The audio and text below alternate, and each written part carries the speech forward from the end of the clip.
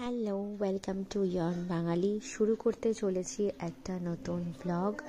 আজকে সবাই মিলে চলেছি মেজো মাসির বাড়িতে কলকাতাতে। ওখানে আজ পিকনিক আছে, পিকনিকও বলতে পারো, গেট টুগেদারও বলতে পারো, সবাই আসবে। আর এই যে রাস্তাটা দিয়ে যাচ্ছি এটা হচ্ছে শ্রীভূমির ওই রাস্তাটা যেখানে 25th পালন হয়েছে। ভীষণ ভালো লাগছে, এখনো সাজানোটা রয়েছে। আজকে 1 জানুয়ারি, এখনো অবধি সাজানোটা রয়েছে আর অদ্ভুত সুন্দর লাগছে।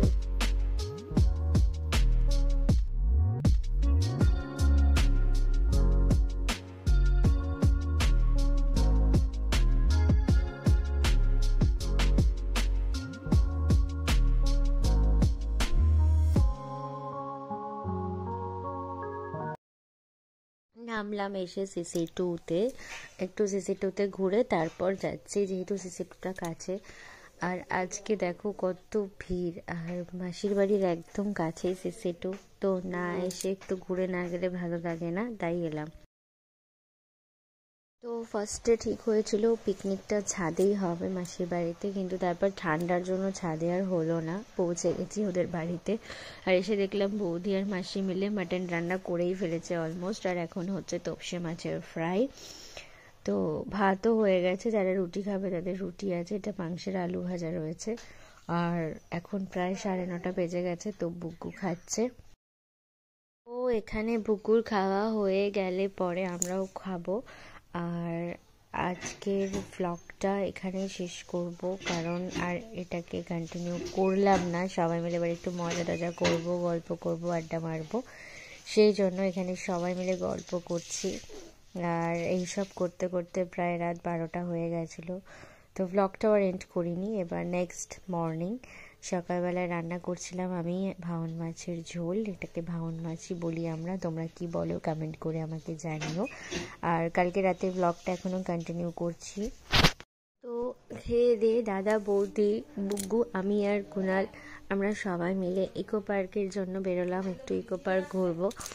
তো ইকো পার্ক ঘুরে তারপর ওখান থেকে ও রওনা হয়ে যাবে চিত্তরঞ্জনের জন্য, রাতে ট্রেন আছে আজকে। তো এই যে এখানে বুকু সোনা হাই করছে। আর ইকো পার্কে এসে বেশ ভালোই লাগলো, অনেকদিন পর ইকো পার্কে আসলাম। আর আমি ব্লগ করছিলাম বলে আমার দাদা আমার মাথা খারাপ করে পেছনে লাগছিল। আর আমরা যাত্রী সাথীর থেকে টিকিট কেটেছি, ও সেটাই মোবাইলে বলছে কি তোর ভিডিওতে এটা দেখা। তারপর ওখানে আমরা একটা সাইকেল নিয়ে নিয়েছিলাম, ডুয়ো সাইকেল, ওটা নিয়ে আমরা 30 মিনিটস ঘুরলাম। ঘুরে টুরে তো এদিক ওদিক করলাম, করতে করতে প্রায় 4টে বেজে গেছে। তো ওরও রওনা হওয়ার টাইম হয়ে গেছিলো, 7:15টায় ট্রেন ছিল হাতে। অনেকটা সময় যদিও বা ছিল, তবুও একটুখানি সময় নিয়ে বেরোনোটাই ভালো মনে হলো, তাই 4:30 নাগাদ ওকে রওনা করে দিয়েছিলাম। তারপর আমি মাসির বাড়ি ফিরে এসেছি।